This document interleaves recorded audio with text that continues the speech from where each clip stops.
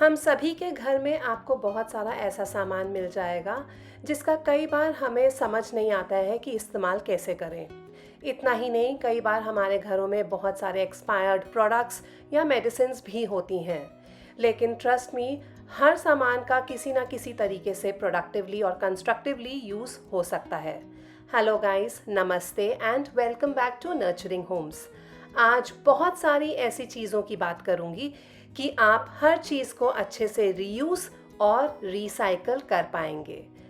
I am sure आपको ये video बहुत पसंद आने वाला है और आपके लिए बहुत यूज़फुल भी रहेगा। At the end of this video don't forget to tell me कि इन सब में से कौन सा हैक आपको सबसे अच्छा लगा। And now let's begin with the video. Home organisation और क्लीनिंग बहुत ज़्यादा मुश्किल टास्क नहीं है। हाँ, थोड़ी सी सूझबूझ और समझदारी ज़रूर चाहिए, थोड़ी सी बस चालाकी कि हम जिसको यूज़ करके सही से हर चीज़ व्यवस्थित कर पाएँ।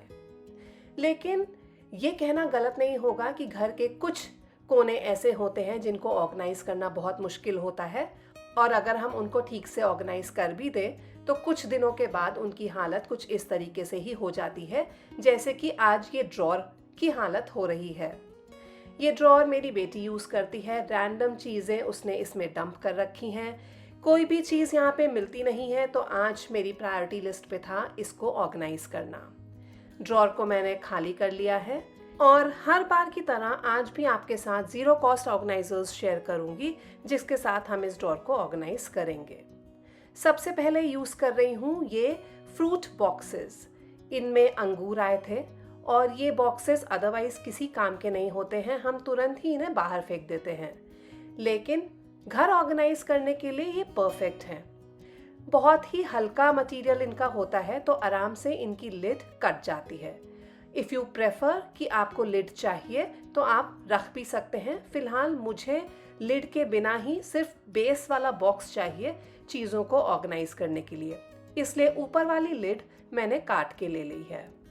बस अब क्या है, डिफरेंट चीज़ें डिफरेंट बॉक्सेस में हम अरेंज कर लेंगे कैटेगरी वाइज। स्केच पेन्स जाएंगे एक बॉक्स में, सारे पेंसिल कलर्स दूसरे बॉक्स में, क्रेयॉन्स तीसरे बॉक्स में एंड सो ऑन। हर चीज़ें अगर हम कैटेगरी वाइज डिवाइड करके रखें डिफरेंट बॉक्सेस में तो ना सिर्फ वो आई प्लीजिंग होता है बल्कि उन्हें ढूंढना भी आसान होता है। इनफैक्ट ढूंढने की ज़रूरत ही नहीं पड़ती है क्योंकि डिस्टिंक्टली हम चीज़ों को देख पा रहे हैं और उनको हम उठा पाएंगे, ले पाएंगे, यूज़ कर पाएंगे। तो अगली बार इन बॉक्सेस को मत फेंकिएगा, इन्हें आप घर में कुछ भी ऑर्गेनाइज करने के काम में ले सकते हैं। Next, let's organise these rubber bands and clips. I am sure जिनकी बेटियां हैं उनको ये प्रॉब्लम ज़रूर आती होगी क्योंकि ये चीज़ें अक्सर मैसी हो जाती हैं। इनको ऑर्गेनाइज करने के लिए आप किसी भी तरीके के रोल्स इस्तेमाल कर सकते हैं। Toilet paper roles, foil paper जब ख़त्म हो जाता है तो उसका रोल। इनफैक्ट यहाँ पे मैं जो रोल यूज़ कर रही हूँ वो बर्थडे पार्टी पॉपर का है और ये रोल मैंने 3 हिस्सों में डिवाइड कर लिया है, काट लिया था नाइफ से और इनको मैं यूज़ कर रही हूँ। बहुत बड़ा अगर यूज़ करेंगे हम एज इट इज़ तो एक्सेस करने में डिफ़िकल्टी आएगी, इसलिए छोटे छोटे पोर्शंस इसके रोल के काट लीजिए और इस तरीके से अपने सारे स्क्रंचीज, रबर बैंड्स इसके अंदर डाल लीजिए। एकदम सही तरीके से ये ऑर्गेनाइज हो जाएंगे और आपको दिक्कत भी नहीं आएगी। कलर वाइज भी आप इन्हें अलग अलग सेग्रीगेट कर सकते हैं। रबर बैंड्स तो ऑर्गेनाइज हो गए हैं, अब एक जो रोल बचा है उसी में मैं क्लिप्स भी ऑर्गेनाइज करूँगी। ये जो रोल है इसके जो दोनों एंड्स हैं उसमें आप क्लिप्स लगा के रख सकते हैं। ढूंढने में भी आसानी होगी, दिक्कत नहीं होगी। जो सिमिलर क्लिप्स हैं जो पेयर्स में हैं उनको एक साथ क्लिप कीजिएगा रोल के ऊपर ताकि आपको ढूंढने में दिक्कत ना हो। एंड देयर यू गो, यहाँ पे सारे क्लिप्स भी आप इस तरीके से अच्छे तरीके से ऑर्गेनाइज करके रख सकते हैं। विद दिस क्लिप्स और रबर बैंड्स, स्क्रंचीज सब ठीक से ऑर्गेनाइज हो गए हैं। एक और यहाँ पे डिस्पोजेबल फूड कंटेनर ही ले रही हूँ मैं। इसकी भी ऊपर वाली लिड मैं काट दूंगी और इसके अंदर मैं यहाँ पे रबर बैंड्स के रोल्स रख लूँगी। तो नेक्स्ट टाइम जो भी आपके पास डिस्पोजेबल बॉक्सेस हों या इस तरीके के कार्डबोर्ड के रोल्स हों उनको फेंकिएगा मत। इंस्टेड घर की चीज़ों को ऑर्गेनाइज करने के लिए आप उनको इस्तेमाल कीजिएगा।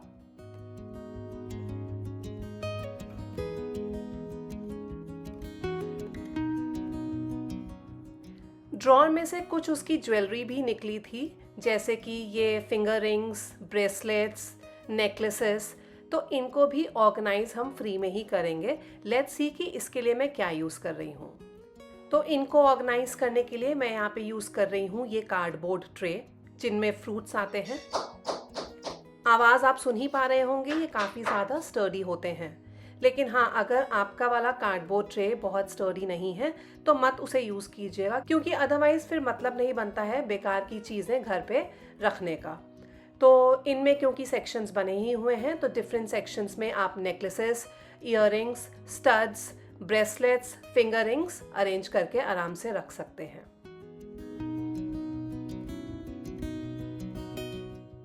तो बेकार के पड़े सामान के साथ ही, जिनको हम अक्सर घर से बाहर फेंक दिया करते हैं, घर में बहुत सारी चीज़ें ऑर्गेनाइज करके ली जा सकती हैं। So next time do think before you throw them all. इतना ही नहीं, ये जो कार्डबोर्ड ट्रे है फ्रूट वाली, इसको भी आप मल्टीपल जगहों पे यूज़ कर सकते हैं, क्योंकि ये बहुत स्टर्डी है। तो आप इसको निक नैक्स घर में बहुत सारे होते हैं, उनको स्टोर करने के काम में ले सकते हैं। Keys, coins, watch, safety pins, bulletin board pins, या फिर बैटरीज, क्लिप्स, कुछ और बच्चों के बहुत सारे घर पे आइटम्स होते हैं क्राफ्ट वाले, जैसे कि यहाँ पे मैंने गुगली आइज़ रखी हुई हैं। इन सभी को ऑर्गेनाइज करने के लिए भी आप इन ट्रे को, कार्डबोर्ड ट्रेस को यूज़ कर सकते हैं। ये जो एग कार्टन की ट्रेस होती हैं, ये भी वेस्ट नहीं होती हैं। काफ़ी मजबूत होने के कारण आप इसमें भी चीज़ों को रख के ऑर्गेनाइज कर सकते हैं, जैसे कि अपने छोटे छोटे स्टड्स, ब्रेसलेट्स या फिर पतली वाली चेन्स आराम से इन छोटे वाले सेक्शंस में अरेंज आप कर सकते हैं। और दूसरी तरफ, यानी कि लिड वाले हिस्से की तरफ, आप अपने नेकलेसेस भी रख सकते हैं। एग कार्टन की जो लिड होती है, उसका सेक्शन अगर आप देखेंगे तो वो लंबा लंबा सा है। तो इस लंबे वाले सेक्शन में आराम से नेकलेसेस आपके अरेंज हो सकते हैं। तो है ना ये ब्रिलियंट आइडिया चीज़ें ऑर्गेनाइज करने का, और no waste idea, perfect recycling and reuse of things. आपका क्या ख्याल है, मेरे साथ ज़रूर शेयर कीजिएगा नीचे कमेंट सेक्शन में। कुछ रबर बैंड्स हमारे घर पे ऐसे भी होते हैं जिनका इलास्टिक ख़राब हो चुका होता है और बालों में लगाने के वो बिल्कुल काम अब नहीं आएंगे। तो ऐसे रबर बैंड्स को भी हम फेंकेंगे नहीं, इनके भी हम मल्टीपल यूजेस कर सकते हैं घर पे चीज़ों को सही तरीके से रखने के लिए। फॉर एग्जाम्पल, हम सब जानते हैं कि बास्केट्स बहुत अच्छा तरीका होता है चीज़ों को ऑर्गेनाइज और सेग्रीगेट करके रखने के लिए। लेकिन इस बास्केट का हाल तो आप देख ही पा रहे हैं। चीज़ें सब एक साथ मिंगल हो गई हैं, आराम से चीज़ कोई मिलेगी नहीं। जिस तरीके से पड़ी हुई हैं उस तरीके से तो चीज़ें ढूंढने में इसमें बहुत दिक्कत आएगी। तो इस बास्केट को मैंने खाली कर लिया है और चीज़ों को सही से ऑर्गेनाइज करने के लिए इन रबर बैंड्स के साथ, जिनका इलास्टिक खराब हो गया है, मैं बनाऊंगी इसी बास्केट में डिफरेंट सेक्शंस। जैसे कि आप स्क्रीन पे देख सकते हैं, ये रबर बैंड्स क्योंकि काफ़ी ज़्यादा लूज़ हैं तो इस बड़ी बास्केट में आराम से फिट हो रहे हैं और इनका हिलने का भी कोई चांस नहीं है। इन रबर बैंड्स को जब मैं बास्केट पे लगा दूंगी तो मुझे यहाँ पे मिल गए हैं सेक्शंस। इन सेक्शंस में अब जब मैं अपना मस्कारा, लिपस्टिक्स या नेल पॉलिशेस अरेंज करूंगी तो ये इधर उधर हिलेंगी नहीं, गिरेंगी नहीं, और बास्केट में भी ये सही तरीके से खड़ी रहेंगी। मुझे ठीक से दिखेगा कौन सी चीज़ कहाँ पड़ी है। बड़े वाले सेक्शन में मैंने रख दिए हैं आई शैडो की kits and everything is nicely organised now. अब आप इसे कहीं भी कबर्ड के अंदर रखिए, कितना भी हिलाइए डुलाइए, चीज़ें अंदर बास्केट के गिरेंगी नहीं, सही से अरेंज्ड रहेंगी।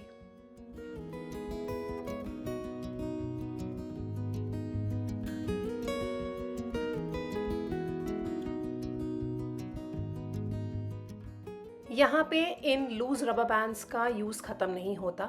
इनको आप एक और काम में ले सकते हैं और वो है इन तारों को ऑर्गेनाइज करके रखने के लिए। तारें एट टाइम्स बहुत मेसी हो सकती हैं, ठीक से अरेंज ना की जाएं तो हर जगह बहुत ही क्लटर्ड लगती है जहाँ भी ये पड़ी होती हैं। तो इन तारों पे ये लूज़ वाले रबर बैंड्स यूज़ कीजिए और इन्हें सही तरीके से ऑर्गेनाइज करके रखिए। अब फ़ोन की तारें, cable wires, charging wires, laptop wires, कुछ भी हो, सही तरीके से हर चीज़ आपकी ऑर्गेनाइज्ड होके रहेगी। जब चीज़ें घर पे ख़राब हो जाती हैं तो आप उनके साथ क्या करते हैं? तुरंत उन्हें फेंक देते हैं या फिर संभाल के किसी काम में ले लेते हैं? मुझे ज़रूर नीचे कमेंट करके बताइएगा, because it's always a great idea to learn from each other. इसी तरीके से बहुत सारे डिस्पोजेबल वेस्ट कंटेनर्स होते हैं जो एक्चुअली हमें खाने में तो नहीं इस्तेमाल करने चाहिए, बट ऑर्गेनाइजेशन के लिए हम ज़रूर यूज़ कर सकते हैं। कुछ टिफ़िन बॉक्सेस जिनकी लिड्स टूट चुकी हैं या अदरवाइज थोड़े भी इधर उधर से खराब हो गए हैं, इनको भी काम में लिया जा सकता है, because all these form great organisation baskets. चीज़ों को अलग अलग करके रखने के लिए ये ग्रेट आइडिया है। सिर्फ ड्रॉर्स ही नहीं, इस तरीके से आप अपने घर का हर कोना बहुत अच्छे तरीके से व्यवस्थित कर सकते हैं। इसी तरीके से एक और टिफ़िन बॉक्स है यहाँ पे ऑरेंज कलर का, जो मैं आपको अभी दिखा रही हूँ। इन सभी बॉक्सेस के साथ मैंने अपने घर का ये वाला ड्रॉर भी सेट कर दिया है। I hope this will stay organised now for long. इस तरीके से हमारी चीज़ें भी हम अच्छे तरीके से रिसाइकल और रीयूज़ कर लेते हैं और हमें एक्स्ट्रा पैसे भी नहीं खर्च करने पड़ते बाज़ार से ऑर्गेनाइजर्स खरीदने के लिए।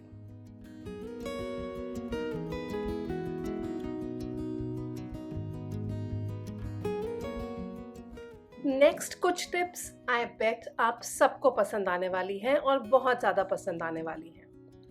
टाइम टू टाइम हमें पता है कि हमें अपना जो मेडिकल किट वाला बॉक्स होता है जो हम घर पे रखते हैं उसको भी डीक्लटर करना होता है, क्योंकि इस बॉक्स में आपको बहुत सारी एक्सपायर्ड मेडिसिन्स मिल जाएंगी।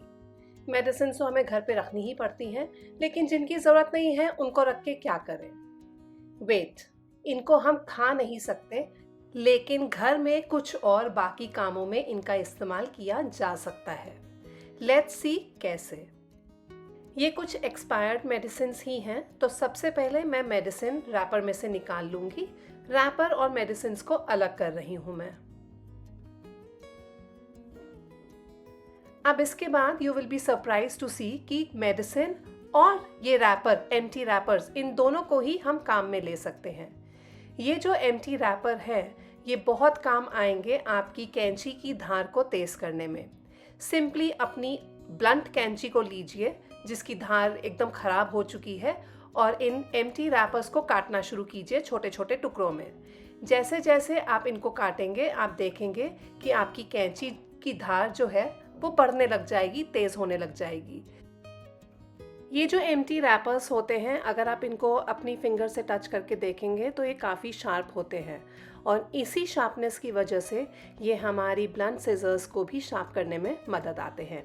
कैसा लगा ये आइडिया मुझे ज़रूर बताइएगा। और अब जो ये कतरनें कटी हैं ये एम्प्टी रैपर्स की, ये भी वेस्ट नहीं हैं। इनको आप लीजिए अपने मिक्सर ग्राइंडर जार में और इसे चला दीजिए, कम से कम नहीं तो 1-1.5 मिनट के लिए। आप सरप्राइज हो जाएंगे ये देख के कि आपके मिक्सी के ब्लेड्स भी वापस से बहुत ज़्यादा शार्प हो जाएंगे इन रैपर्स की वजह से।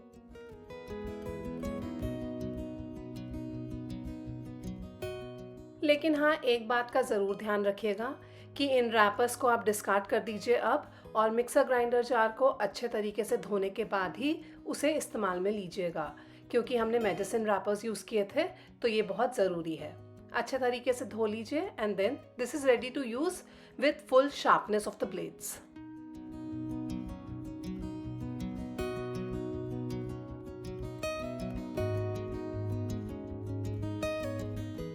अब रही बात इन एक्सपायर्ड मेडिसिन्स की, तो इनको इस्तेमाल में लेते हैं। एक ग्लास ले रही हूँ मैं यहाँ पे और ये एक्सपायर्ड मेडिसिन्स इसके अंदर डाल दूँगी। आप चाहें तो इन्हें साबुत ही डाल सकते हैं या फिर अदरवाइज़ न्यूज़पेपर के अंदर इस तरीके से रख के किसी चीज़ के साथ इनको कूट के भी इस्तेमाल में ले सकते हैं। इनफैक्ट कूट के लेना ज़्यादा बेटर आइडिया है, अभी मैं आपको बताती हूँ क्यों।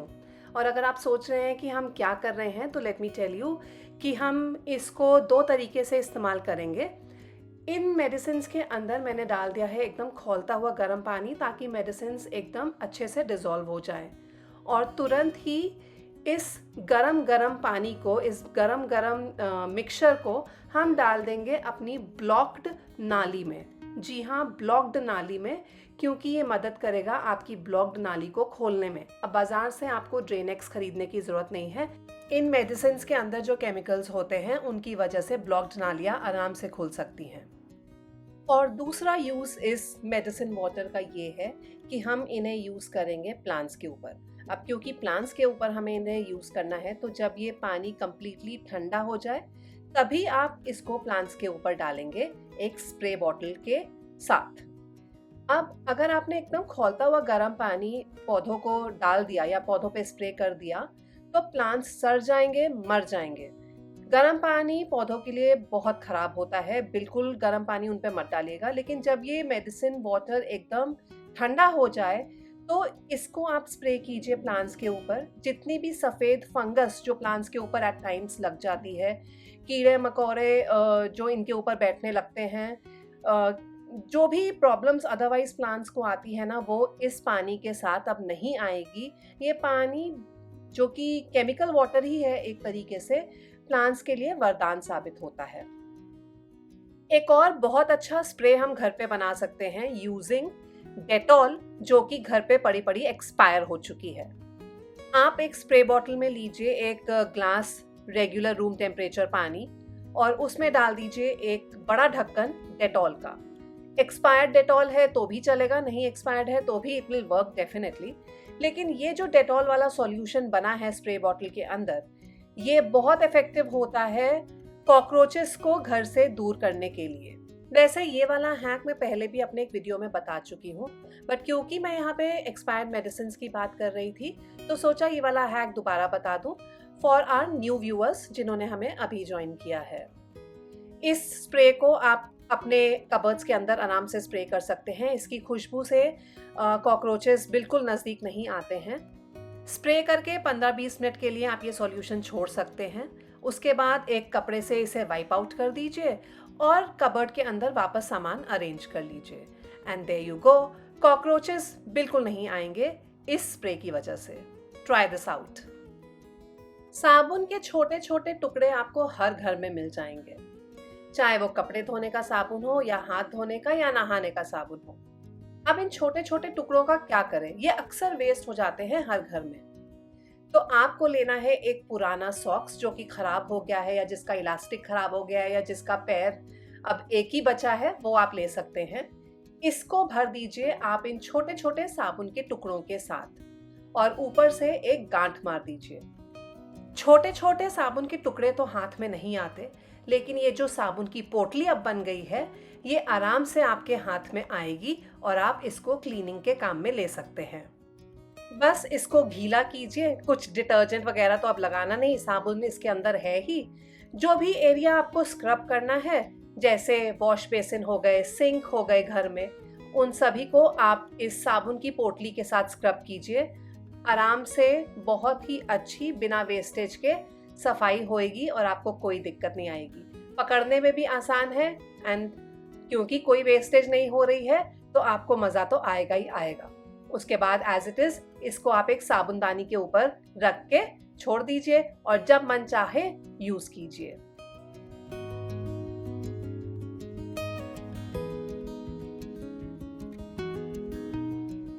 आगे बात करूंगी हैंड सैनिटाइजर की। अगर ये भी पड़े पड़े बाय चांस आपके घर में एक्सपायर्ड हो गया है तो परेशान मत होइए, इसके भी बहुत सारे, लिटरली बहुत सारे यूजेस हैं घर पे। एक्सपायर्ड प्रोडक्ट को हम खुद के ऊपर कंज्यूम नहीं कर सकते, लेकिन अदरवाइज कंज्यूम आराम से किया जा सकता है। जैसे कि ये हैंड सैनिटाइजर एक बहुत अच्छा क्लीनिंग एजेंट है, डिसइंफेक्टेंट है। इससे आप अपने फ़ोन की स्क्रीन को साफ कर सकते हैं। साथ ही साथ अगर स्विच बोर्ड्स बहुत ज़्यादा गंदे हो जाएं, बहुत टाइम हो गया हो आपको इन्हें साफ़ किए हुए, तो कुछ दाग ऐसे होते हैं जो बहुत स्टबर्न हो जाते हैं, ज़िद्दी हो जाते हैं, आराम से निकलते नहीं हैं, वहाँ पे भी आप हैंड सैनिटाइज़र को इस्तेमाल कीजिए। सफाई आपकी बहुत आसानी से और ज़्यादा अच्छी होगी।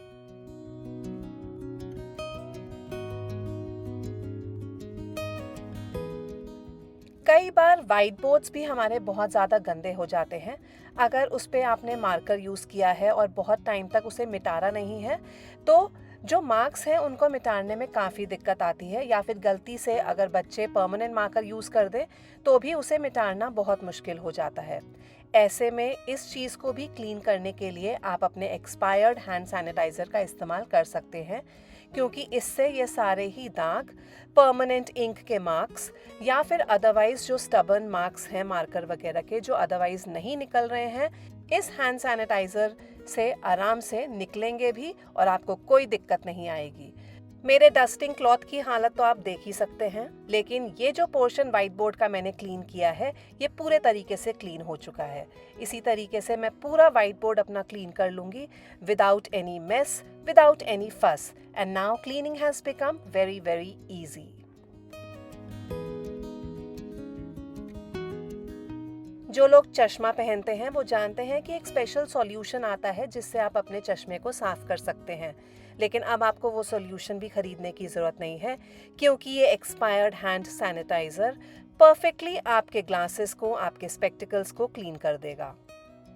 यहाँ तक कि आपकी लैपटॉप की स्क्रीन और कीबोर्ड दोनों को ही आप अब डस्ट फ्री रख सकते हैं।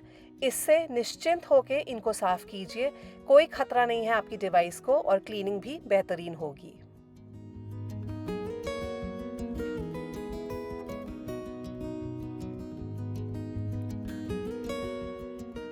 And last but not the least, आपके घर में जितने भी मिरर्स हैं उसको भी इस हैंड सैनिटाइजर से ही क्लीन कीजिए।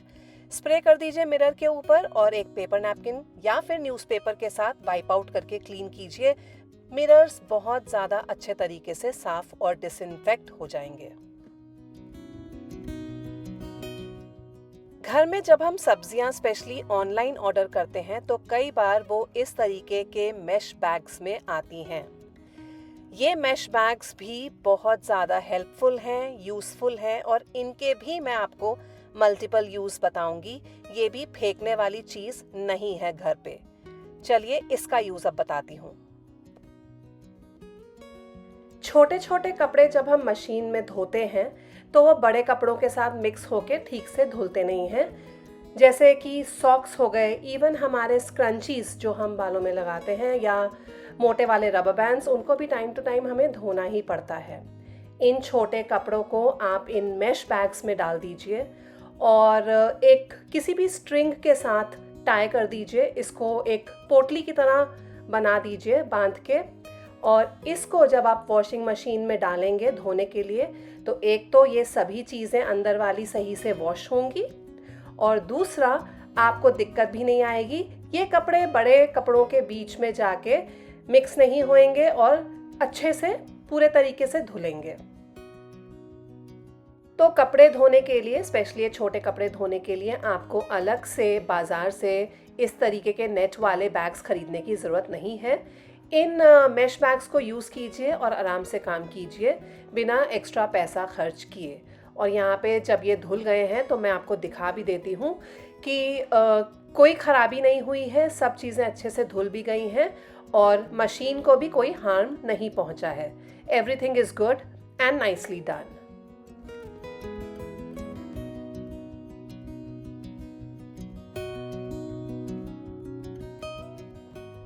नेक्स्ट यूज़ ये है इनका कि आप ये सारे ही मैश बैग्स, कई बार बहुत पतले भी होते हैं तो वो तो आप वॉशिंग में नहीं यूज़ कर पाएंगे, तो ऐसे जितने भी पतले वाले मैश बैग्स हैं उनको असेंबल कीजिए और सभी को एक बड़े मोटे मैश बैग के अंदर डाल दीजिए और ऊपर से लगा दीजिए गांठी। अब ये आपका एक तरीके से लोफा बन गया है। आप नहाते वक्त इसको यूज़ कर सकते हैं, आपको बाज़ार से लोफा ख़रीदने की ज़रूरत नहीं है और ये होता भी सॉफ्ट मटेरियल का ही है तो आपके स्किन के लिए रफ़ नहीं है। बॉडी वॉश यूज़ कीजिए और इसको नहाते वक्त आप आराम से एज अ लोफा अपने बॉडी पे स्क्रब करने के लिए यूज़ कर सकते हैं। सेम ये जो मैश बैग की पोटली हमने बनाई है, इससे आप वेजिटेबल्स को भी वॉश कर सकते हैं। बहुत सारे vegetables under the ground grow होते हैं और इस वजह से उनमें काफ़ी ज़्यादा मिट्टी लगी होती है, स्पेशली आलू या शकरकंदी में। और बरसातों के टाइम पे तो ये मिट्टी आपको ज़्यादा दिख के आती है जब आप इन वेजिटेबल्स को ख़रीदते हैं। इतना ही नहीं, बहुत सारे वेजिटेबल्स जैसे कि आलू हो गया, कई बार हम छिलके सहित बनाते हैं, तो ऐसे में इनको ऊपर से साफ़ सही तरीके से करना बहुत ज़्यादा ज़रूरी है। ये जो मैश बैग्स की पोटली हमने बनाई है, इससे आप सब्जियों को हल्का सा स्क्रब कर लीजिए सिर्फ पानी लगाकर, और सब्जियां बहुत अच्छे तरीके से धुल के साफ़ हो जाएंगी, एकदम क्लीन हो जाएंगी। अब अगर मान लीजिए आलू वगैरह का आप छिलका नहीं भी उतार रहे तो आपको परेशानी नहीं है, सफाई अच्छे से हुई है। ये गंदा पानी आप देख ही रहे हैं कितनी ज़्यादा गंदी ये सब्जियां होती हैं। तो ये जो मैश बैग की पोटली है ये बहुत ज़्यादा काम की होती है। यहाँ इसका यूज़ ख़त्म नहीं होता, आप इसको अपने बर्तन धोने के काम भी ले सकते हैं, स्पेशली डेलिकेट बर्तन जैसे कि सिरेमिक या ग्लासवेयर जिसमें स्क्रैचेस आने का डर होता है, and even non stick cookwares जिसमें स्क्रैचेस आने का डर होता है, उसको आप बेफिक्र होके इस मैश बैग की पोटली के साथ धो सकते हैं। जैसे आप रेगुलर बर्तन धोते हैं, इस मैश बैग को गीला कीजिए, डिश वॉशिंग लिक्विड या फिर साबुन जो भी आप यूज़ करते हैं उसको लगाइए और बर्तन साफ़ कर लीजिए। कोई स्क्रैच नहीं आएगा और आराम से बर्तन धुलेंगे। इनफैक्ट कई बार आपने देखा भी होगा जब हम नॉन स्टिक कुकवेयर्स खरीदते हैं तो उसके साथ एक पतला मैश वाला तार वाला स्क्रबर वो देते हैं साथ में, जिसके साथ वो रेकमेंड करते हैं कि आपको वो वाला नॉन स्टिक कुकवेयर धोना चाहिए। तो अब आपको उसकी ज़रूरत नहीं है अलग से। ये वाली जो पोटली हमने घर पे बनाई है ये परफेक्ट होती है इन नॉन स्टिक कुकवेयर्स के लिए। आप बेफिक्र होके इसे अपने non stick cookwares, delicate utensils, glassware, ceramic सब पे यूज़ कर सकते हैं। नेक्स्ट बात करते हैं इन फोम्स की, जिनके अंदर अगेन हमारे फ्रूट्स आते हैं, स्पेशली एप्पल्स, पोमीग्रेनेट्स, पेयर्स वगैरह। इनको भी आप बहुत काम में ले सकते हैं घर पे। क्रॉकरी जब हम घर में सेट करते हैं तो हम एक एक अलग अलग नहीं रखते हैं, एक के ऊपर एक स्टैक करके रखते हैं ताकि जगह का भी प्रॉपर यूटिलाइजेशन हो सके। ऐसे में ये जो बहुत डेलिकेट क्रॉकरी होती है इनमें स्क्रैचेस आने का भी डर होता है, टूटने का भी डर होता है, और कई बार काले काले मार्क्स भी, लाइनें भी आपको इनमें नज़र आ जाएंगी। इन सबको अवॉइड करने के लिए ये जो फोम शीट है इस तरीके से आप प्लेटों के बीच में लगा सकते हैं, अपने सारे ही ग्लासवेयर्स के बीच में लगा सकते हैं ताकि इनका फ्रिक्शन आपस में कम रहे और टूटने का डर बिल्कुल ख़त्म हो जाए। बहुत ही इफ़ेक्टिव होता है ये, एक बार करके देखिएगा। इनको आप प्लेट्स, बड़े सर्विंग बोल्स या फिर सब्ज़ी जिसमें हम डालते हैं उन बोल्स के अंदर भी आप रख सकते हैं। आफ्टर ऑल ये सारी ही क्रॉकरी काफ़ी महंगी आती है और मतलब नहीं बनता कि हम इन्हें ठीक तरीके से ना रखें, और ये तो फ्री फंड का उपाय है, आप जब चाहें इनको रिप्लेस भी कर सकते हैं नए फोम शीट्स के साथ। इतना ही नहीं, ये जो पतली वाली फोम शीट्स आती हैं, स्पेशली फ्रेजाइल डेकोरेटिव आइटम जब हम ऑनलाइन ऑर्डर करते हैं तो इस तरीके की फोम शीट में वो रैप होके आता है ताकि वो आइटम भी प्रोटेक्टेड रहे और ट्रांसपोर्ट के टाइम पे टूटे नहीं। इन फोम शीट्स का भी आप इस्तेमाल कर सकते हैं क्रॉकरी के बीच में लगाने के लिए, और अब आपकी क्रॉकरी एकदम परफेक्टली सेफ है, बिल्कुल वो ख़राब नहीं होगी।